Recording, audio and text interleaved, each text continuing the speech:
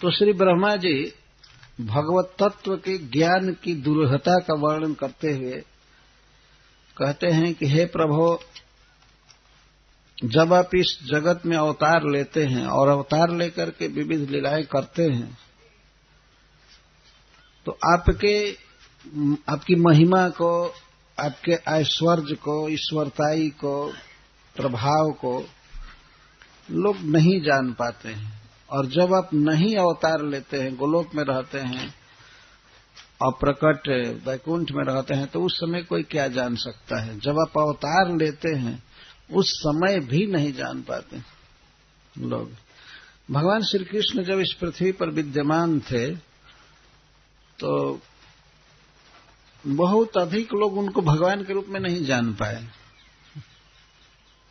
और वैसे श्री कृष्ण को तो कुछ लोग जान गए थे कि ये भगवान है, परब्रह्म है, परंतु भगवान श्री राम को तो कोई नहीं जानते थे। अरे शिव जी के पत्नी सती को भी जब डाउट हो गया भगवान की लीला देख करके, तो दूसरा कोई क्या समझेगा। रावण को लोग समझाते थे, मंदोदरी समझाती थी, विभीषण जी समझाए, हनुमान जी समझाए, अंगद जी समझाए कि वे श्री राम परब्रह्म है, भगवान है, उनके साथ बैर मत करो, सीता को लौटा दो। यहां तक कि मारीच को जब रावण कहा कि तुम सीता को जाकर के लुभित करो और यदि राम तुमको मारने चलेगा तो मैं सीता का अपहरण कर लूंगा, टेस्ट करने के लिए वो मारीच को कहा। तो मारीच के पास रावण अकेले गया था। राजा लोग अकेले नहीं चलते हैं, उनके साथ सचिव, सेनापति या कोषाध्यक्ष और भी सैनिक चलते हैं। लेकिन रावण उस दिन अकेले गया। जब शूर्पणखा ने विलाप कर दिया कि 2 लड़के आए हैं अयोध्या से, हमारा नाक कान काट दिए बिना गुनाह के, बिना अपराध, वो तो अपनी सफाई दे रही थी। तो रावण को रात को नींद नहीं आई, सवेरे मारीच के पास गया। मारीच उसका मामा लगता था, लेकिन मामा हो चाहे कुछ भी हो, ये रावण किसी को प्रणाम नहीं करता था। तो मारीच के पास गया तो मारीच पूछा कि कैसे अकेले आए, कौन सा विशेष पर्पस पर गया।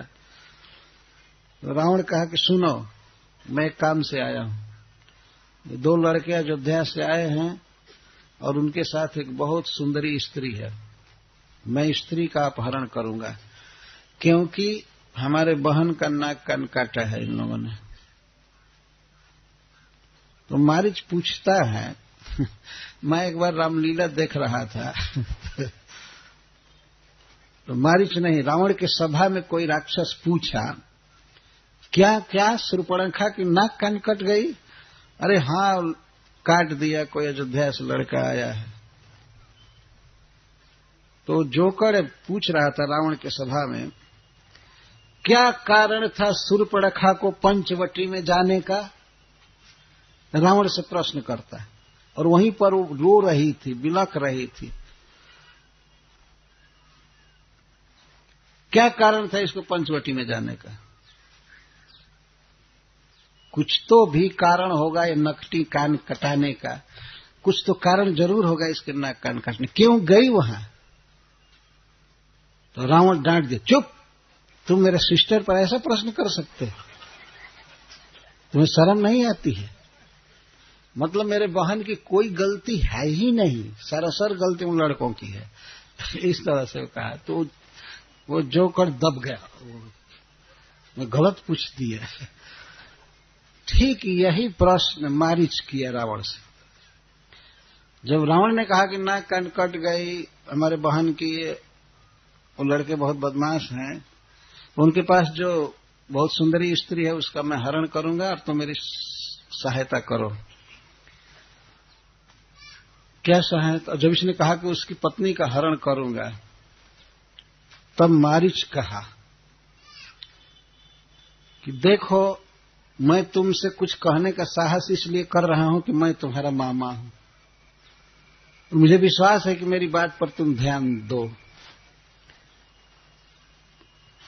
तो रावण कहता है, इस समय तुम्हारा भांजा बनकर नहीं आया हूं, मामा हूं साला कहीं के।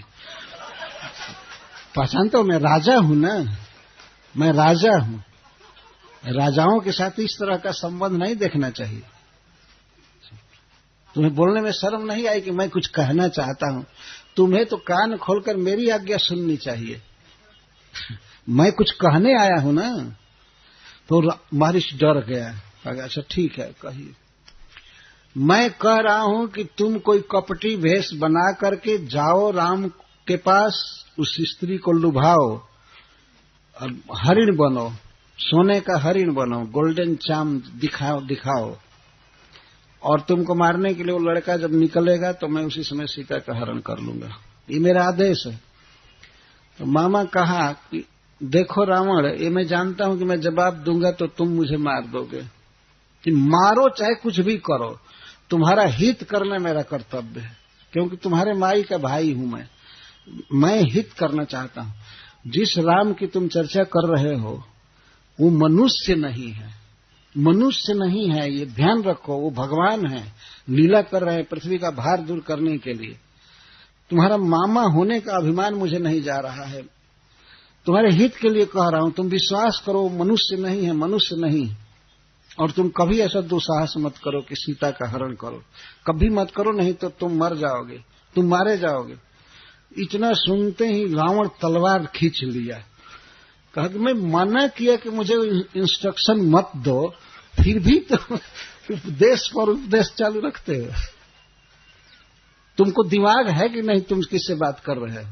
मैं कहा ना कि मुझे उपदेश मत करो, और बोलो मेरी आज्ञा का पालन करते हो कि नहीं। तो मारीच सोचा कि आखिर वहां जाऊंगा तो राम मारेंगे, और यहां नहीं जाता हूं, यहां रहता हूं तो रावण मारेगा। तो मारीच ने सोचा कि बेटर है राम के हाथ से मर जाना, इस दुष्ट के हाथ से मरना ठीक नहीं।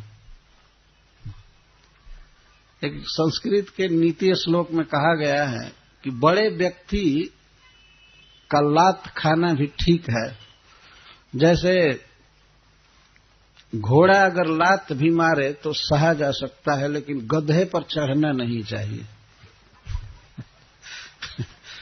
ऐसा एक संस्कृत का श्लोक है। तो राम के हाथ से मरना ठीक है, रावण के हाथ से नहीं। पर अंत में वाल्मीकि रामायण में वर्णन है कि मारीच गाली देता हुआ जा रहा था रावण को कि ठीक है मैं जा रहा हूं, लेकिन तुमको मरना है, मरना है, तुम मरोगे। बार बार कह रहा हूं तुम मरोगे।